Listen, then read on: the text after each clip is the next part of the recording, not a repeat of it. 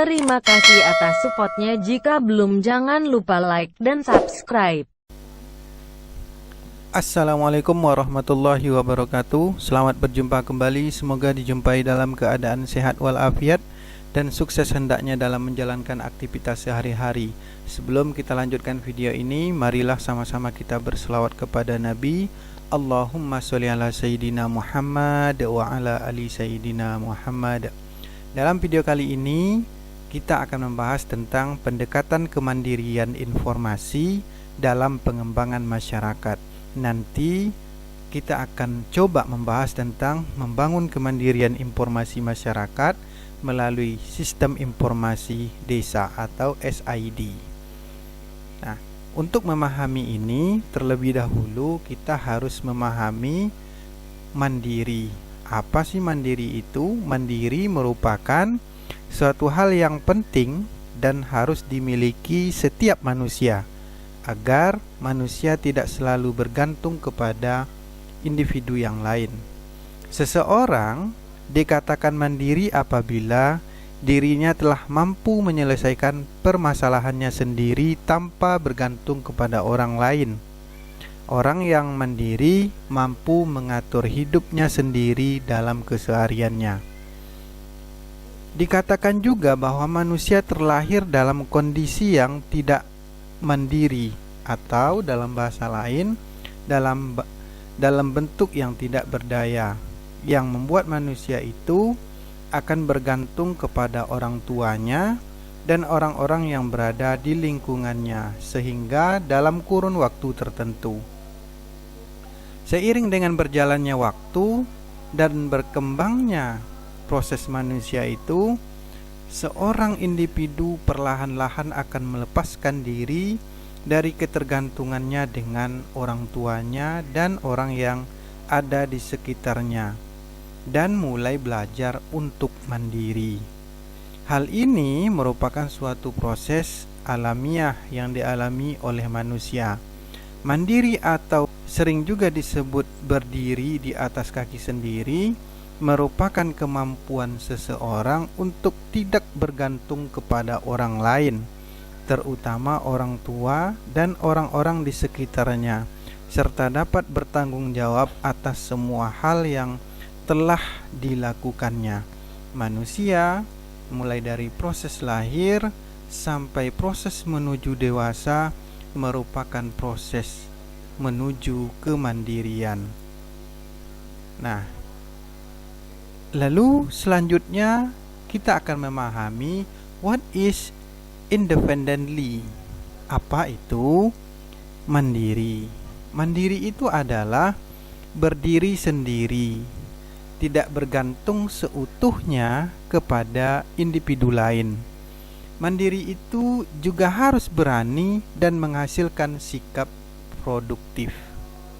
Jadi dikatakan mandiri itu dia sudah bisa berdiri sendiri. Individu itu dikatakan mandiri, sudah bisa berdiri sendiri, tidak bergantung lagi dengan bantuan orang lain. Contohnya, apabila dalam usia yang dewasa, seorang individu yang sudah berdiri tetapi masih dibantu oleh individu yang lain, maka dia belum bisa disebut mandiri. Tetapi dalam proses alamiahnya manusia dewasa, dia tumbuh mandiri dan pasti bisa berdiri sendiri.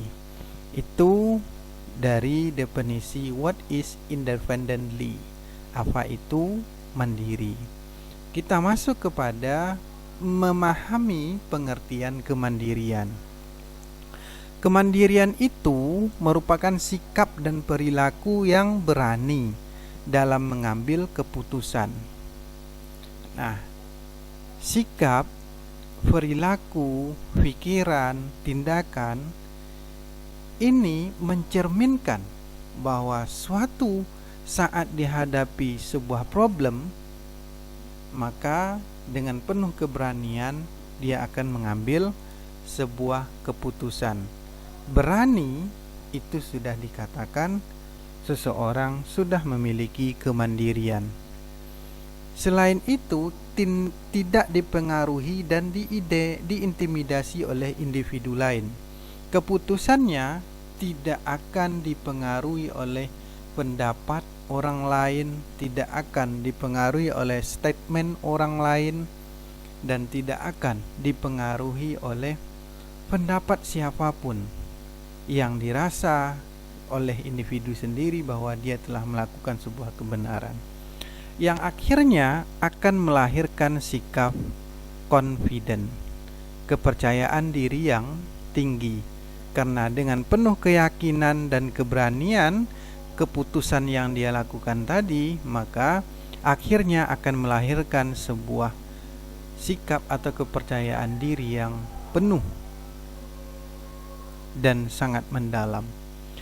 Oleh karena kepercayaan diri yang jauh dan mendalam tersebut, jauh dari kata ragu-ragu, jauh dari kata bimbang, atau dalam bahasa yang populer sering disebut galau, jauh dari hal tersebut, karena dia telah memiliki kepercayaan diri yang tinggi yang dibarengi dengan keberanian dalam mengambil keputusan dan diikuti tanpa keraguan oleh yang walaupun diganggu oleh pihak manapun, dan menjadikan individu lain sebagai kolega, sebagai kawan, sebagai rekan untuk mencapai kesejahteraan. Jadi kemandirian itu seperti itu, ada keberanian di dalamnya, dan keberanian itu akan menghasilkan sebuah keputusan, dan keputusan itu tidak bisa dipengaruhi oleh orang lain karena memiliki sikap confident, kepercayaan diri yang tinggi. Nah, di dalam kemandirian itu juga meliputi kemampuan berinisiatif, kemampuan mengatasi masalah yang dihadapi, serta merasa mempunyai rasa percaya diri dan dapat melakukan segala sesuatu sendiri tanpa bergantung dengan individu yang lain. Itu yang kita pahami dari pengertian mandiri dan kemandirian. Sekarang kita masuk kepada kemandirian informasi. Apa kemandirian informasi itu? Kemandirian informasi merupakan kemudahan bagi pemerintah, stakeholder, dan masyarakat itu sendiri yang berada di wilayah tersebut dalam mengakses data dan informasi kependudukan serta pembangunan untuk keperluan pelayanan publik, administrasi, dan perencanaan serta perancangan program pembangunan. Kemandirian informasi juga suatu sistem informasi. Jadi kemandirian informasi ini berupa suatu sistem informasi yang dimiliki dan dikelola oleh pemerintah menggunakan sistem teknologi yang terbarukan. Selain sebagai mempercepat kerja, juga bertujuan untuk akses partisipasi masyarakat dalam menggali berbagai problem yang ada di tengah masyarakat. Jadi kalau begitu, bagaimana membangun kemandirian informasi itu? Yang harus dibangun adalah sistem informasi itu sendiri, metode sistem informasi itu sendiri.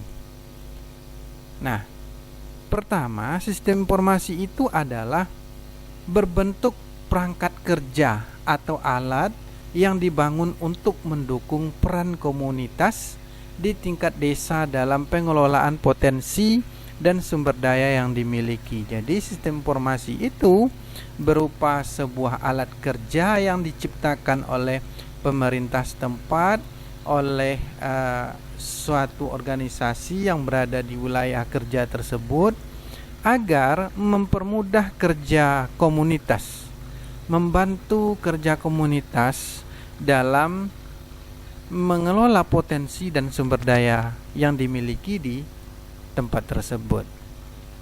Nah, selanjutnya, sistem informasi itu terdiri dari berbagai bagian yang merupakan himpunan dari perangkat berbasis teknologi dan perangkat sosial yang dikelola dalam dinamika kehidupan komunitas atau masyarakat di tingkat desa. Nah, jadi sistem informasi itu juga terdiri dari beberapa bagian yang terhimpun dari berbasis teknologi, kemudian data-data informasi sosial masyarakat terhimpun dalam sebuah sistem agar mudah diakses oleh pemerintah dan masyarakat. Yang ketiga yaitu sistem informasi itu sebagai sebuah sistem informasi. Data dan informasinya adalah konten yang menjadi bahan utama dalam hasil dari sistem informasi tersebut. Nah, sistem informasi itu sebuah metode, sebuah alat kerja. Kemudian isi dari sistem informasi itu merupakan konten-konten tentang misalkan sebuah desa, misalkan sebuah kelurahan atau sebuah daerah, kabupaten atau kota yang menjadi bahan utama kajian atau berupa informasi agar mudah diakses melalui sistem informasi ini. Kemudian apa saja isi dari sistem informasi tersebut? Biasanya berbentuk profil wilayah, profil daerah, profil desa, profil kabupaten kota, dan lain sebagainya. Seperti wilayah geografis, profil itu meliputi wilayah geografis, batas wilayah secara administratif, data kependudukan, data sarana dan prasarana, data tentang sosial, budaya, ekonomi, dan lain-lain. Itu termuat semuanya di dalam data profil. Nah, data profil ini harus ada di dalam sistem informasi sehingga mudah diakses. Misalkan bahwa desa tersebut, kelurahan tersebut memiliki wilayah geografis yang seperti ini. Kemudian batas wilayah secara administratif, di utaranya berbatasan dengan wilayah ini, di sebelah timur dengan wilayah yang sini. Itu jelas semuanya dan dapat diakses. Selanjutnya, harus ada di dalam sistem informasi itu data dasar keluarga. Jika data dasar keluarga sudah masuk dalam sistem informasi, akan membantu pemerintah dalam memberikan pelayanan publik. Karena ketika data keluarga masuk sistem informasi, maka setiap anggota keluarga yang membutuhkan pelayanan administrasi akan mudah dan cepat dilayani. Mengapa tidak? Karena semuanya sudah bisa diakses dengan mudah dan cepat, dengan transparan, dengan kerja cepat dan langsung melalui proses yang tidak memakan birokrasi yang terlalu panjang dan lama. Selanjutnya, di dalam sistem informasi itu juga harus berisi potensi sumber daya alam yang dimiliki. Nah, setiap desa, setiap tempat pasti memiliki sumber daya alam dan masing-masing sumber daya itu berbeda. Sumber daya alam itu macam-macam. Ada panorama indah, tanah yang subur, sumber air jernih, pantai yang terhampar luas, semuanya digunakan untuk pembangunan suatu wilayah.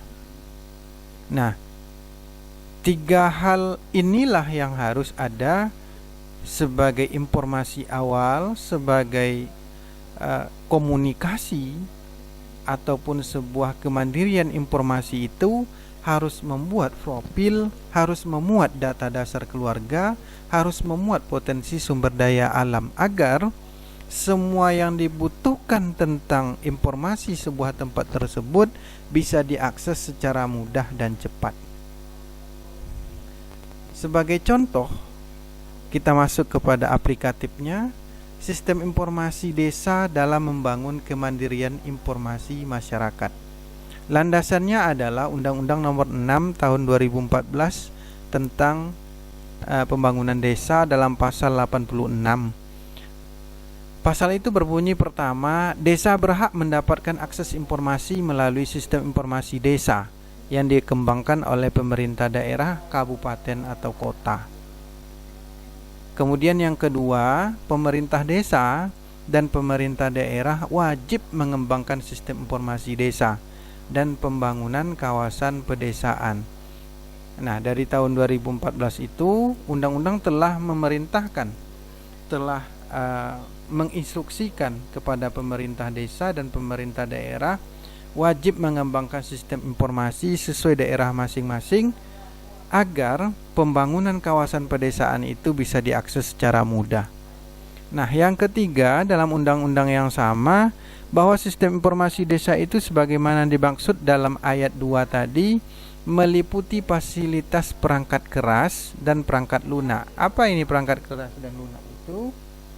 Perangkat keras itu seperti laptop, komputer, kemudian hard disk, penyimpanan data, printer dan lain sebagainya. Sementara perangkat lunak adalah software-software yang berkaitan dengan pembangunan, yang berkaitan dengan cara menyelesaikan problem yang ada di tengah masyarakat. Software-software, program-program yang bisa diaplikasikan dalam pembangunan masyarakat. Dan yang paling penting adalah jaringan. Nah, jaringan ini adalah penghubung antara masyarakat dan pemerintah, bahkan sebaliknya, penghubung antara pemerintah dan masyarakat. Bagaimana bisa mengakses sebuah informasi kalau tidak ada jaringan? Jika jaringannya rusak, maka informasi tidak bisa diakses dengan mudah. Ketika informasi tidak bisa diakses dengan mudah, maka belum bisa dikatakan kemandirian informasinya sudah mandiri.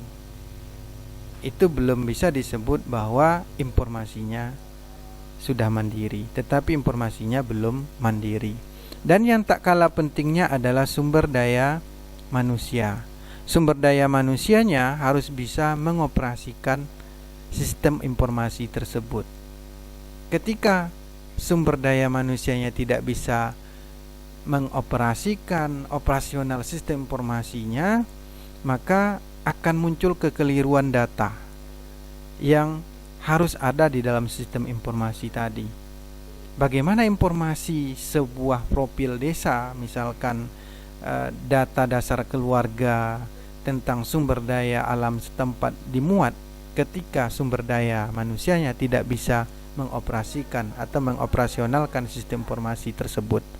Maka yang terpenting di sini adalah sumber daya manusianya, jaringannya, perangkat keras dan perangkat lunaknya itu harus saling berkolaborasi, harus saling bekerja sama dalam satu sistem yang seutuhnya. Kemudian yang keempat, dalam undang-undang yang sama juga berbunyi sistem informasi desa sebagaimana dimaksud pada ayat 2 meliputi data desa. Data desa itu terdiri dari profil tadi, kemudian data dasar keluarga dan sumber daya alamnya.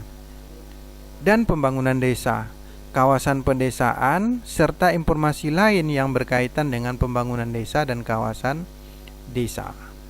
Selanjutnya yang keempat adalah sistem informasi desa sebagaimana dimaksud pada ayat 2 dikelola oleh pemerintah desa dan dapat diakses oleh masyarakat desa dan semua pemangku kepentingan. Nah, seperti yang dikatakan awal tadi bahwa sistem informasi itu dikelola oleh pemerintah. Kalau di desa dikelola oleh pemerintah desa. Dan yang mengelolanya membutuhkan sumber daya manusia yang berkualitas, membutuhkan jaringan yang full, yang hebat, membutuhkan perangkat keras dan perangkat lunak yang maksimal. Kalau semua itu sudah optimal, maka akan menghasilkan sebuah sistem informasi desa yang canggih, mudah diakses dengan cepat. Kemudian yang keenam adalah pemerintah daerah, baik itu kabupaten atau kota, menyediakan informasi perencanaan pembangunan kabupaten atau kota untuk desa. Nah, di dalam sistem informasi itu juga pemerintah daerah, kabupaten atau kota harus melampirkan perencanaan program 5 tahun atau program jangka menengah untuk pembangunan pedesaan itu sendiri. Nah, sebagaimana dikatakan di awal tadi bahwa secara praktisnya kita buat judul tentang sistem informasi desa dalam membangun kemandirian informasi masyarakat.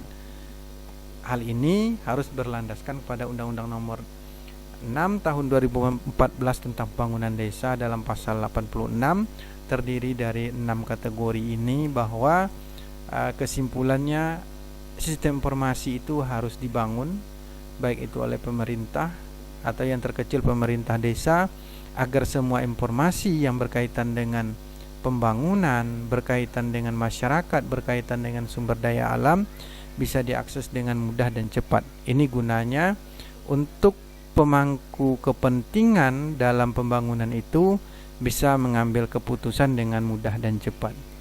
Demikian yang dapat disampaikan, semoga bermanfaat dan terima kasih. Wassalamualaikum warahmatullahi wabarakatuh.